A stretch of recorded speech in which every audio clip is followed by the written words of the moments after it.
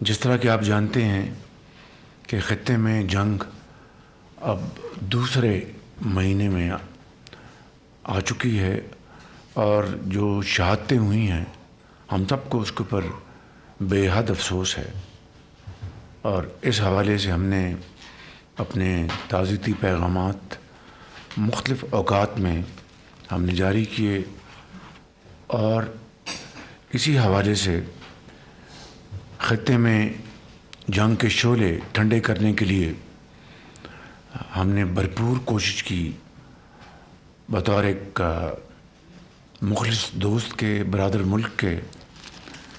اور اس حوالے سے میں یہ عرض کروں گا کہ deputy prime minister Ishaq Dar صاحب نے اپنے ہم منصب ایران میں ان سے کئی مرتبہ بات کی، دوسرے جو ان کے جو کاؤنٹر پارٹس ہیں ان کے ساتھ بات کی، اور ان تک محنت کر رہے ہیں۔ ابھی چین سے ہو کے آئے ہیں، ان کے بازو کو چوٹ بھی آئی لیکن اس کی انہوں نے پرواہ نہیں کی۔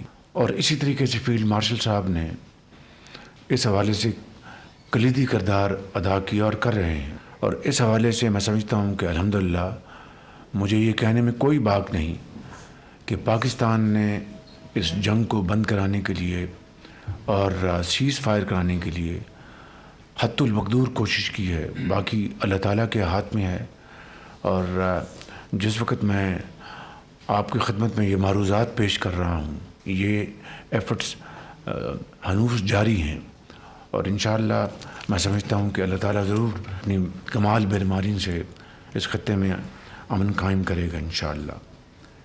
اسی طریقے سے پاکستان باقی ممالک کی طرح اس جنگ سے بہت متاثر ہو رہا ہے۔ ہماری اکانومی کے لیے پچھلے 2 سال میں آپ سب نے مل کر بے پناہ کاوشیں کیں اور پاکستان کی معیشت کو میکرو لیول پر اس کو سٹیبل کر دیا۔ اب اس وقت ترقی اور خوشحالی کا وقت آ چکا ہے، لیکن بدقسمتی سے اس جنگ کے نتیجے میں ہمیں معاشی طور پر بے پناہ مشکلات کا آج سامنا ہے۔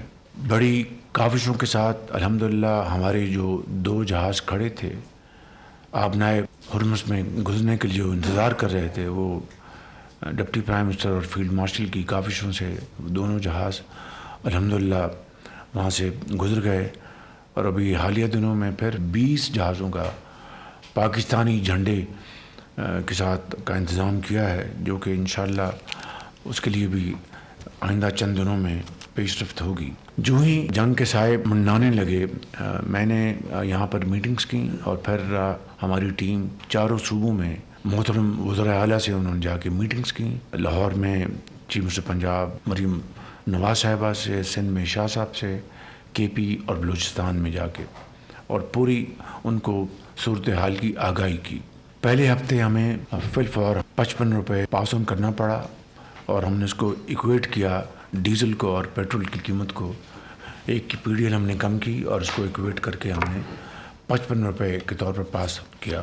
پاکستان کے محنتی دہقاں، مزدور، دکاندار، ان کے لیے بے پناہ ایک معاشی بوجھ تھا جو کہ انہوں نے ایبزارب کیا۔ اللہ تعالیٰ کے فضل و کرم سے آپ کی سب کی اجتماعی اور بھرپور کاوشوں سے ہم نے وقت کے اوپر ہم نے یہ ساری چیزوں کو جانچا، ڈیبیٹ کیا، اور اس کے لیے ہم نے اقدامات اٹھائے۔ کیبنٹ کی 2 مہینے کی تنخواہ جو ہے وہ انہوں نے والنٹریلی انہوں نے سرنڈر کی۔ تیل کی جو کنزمپشن ہے اس میں 50% کی کٹوتی لگائی۔ پھر پارلیمنٹ کے ممبرز نے اس کے لیے کنٹریبیوٹ کیا، اور اسی طرح کا 60% جو گاڑیاں ہیں ان کو ہم نے کھڑا کر دیا تاکہ تیل کا جو استعمال جو ہے وہ کم سے کم ہو۔ میں اس معاملے میں شکر گزار ہوں چیئرمین بلاول بھٹو صاحب کا بھی، انہوں نے خصوصی طور پر اس میں بڑی دلچسپی لی، میرے پاس تشریف لائے، ہم نے ان سے بھی ہر چیز شیئر کی۔ اس کے بعد پریزیڈنٹ صاحب کا بہت شکر گزار ہوں کہ انہوں نے میٹنگ بلائی، وہاں پر آپ سب تشریف لائے اور ایک بڑی اچھے ماحول میں گفتگو ہوئی۔ اس وقت تک ہم نے بلینکٹ کور دیا ان 3 ہفتوں میں، اور اس حوالے سے وفاق نے 129 ارب روپے دیے ہیں۔ 100 بلین ہم نے پی ایس ڈی میں ہم نے کٹ لگایا، اور جو بچت تھی اس کو ہم نے اکاؤنٹ پہ ڈالا، اور اس سے ہم نے یہ تمام یہ جو اخراجات ہیں جو وفاق نے برداشت کیے۔ اب آج وقت آ چکا ہے کہ سب نے مل کر اس معاملے کو طے کرنا ہے. اس کے لیے میں وزراء اعلیٰ کا خاص طور پر سب کا شکریہ ادا کرنا چاہتا ہوں کہ انہوں نے پریزیڈنسی میں میٹنگ میں بھرپور تعاون کا یقین دلایا. میں بلاول بھٹو صاحب کا خصوصی طور پر شکریہ ادا کرنا چاہتا ہوں، اور انہوں نے پوری اس وقت جو صورتحال ہے اکٹھے اس چیلنج کا مقابلہ کرنے کے لیے بھرپور یقین دہانی کرائی. اور میں سمجھتا ہوں کہ یہ ایک بہت بڑی قومی یکجہتی، اتحاد کی نشانی ہے، جس کے بغیر کوئی قوم بھی اتنے بڑے چیلنج کا مقابلہ نہیں کر سکتی. میں سمجھتا ہوں کہ آج جو صورتحال وہ یہ ہے کہ ہمیں غریب کو، عام آدمی کو پروٹیکٹ کرنا ہے، اور جو اشرافیہ ہے اس کو ایثار اور قربانی کا مظاہرہ کرنا ہے. میں یہ بھی سمجھتا ہوں چاہے وہ وفاق ہو یا صوبے ہوں، ایسے منصوبے جن کو ہم روک سکتے ہیں ان کو روکیں، اور وہ فنڈز بچت کر کے ہم عام آدمی، غریب آدمی کو ہم پہلے پروٹیکٹ کر لیں. کیونکہ پولیٹیکل اسٹیبلٹی ہوگی تو اکنامک اسٹیبلٹی ہوگی. تو میں سمجھتا ہوں اس کے لیے آج ہم یہاں پر سب جمع ہیں، اور ہمیں اس وقت سب سے زیادہ توجہ جو ہے کمزور اور جو مفلوق الحال جو طبقات ہیں ان کو پروٹیکٹ کرنے کے ساتھ ساتھ اپنی زراعت کو پروٹیکٹ کرنا ہے. ہارویسٹنگ شروع ہوا چاہتی ہے، اس کے لیے تیل چاہیے، ڈیزل چاہیے. پھر آپ نے آگے پر نئی بجائی کرنی ہے، اس کے لیے ڈیزل چاہیے.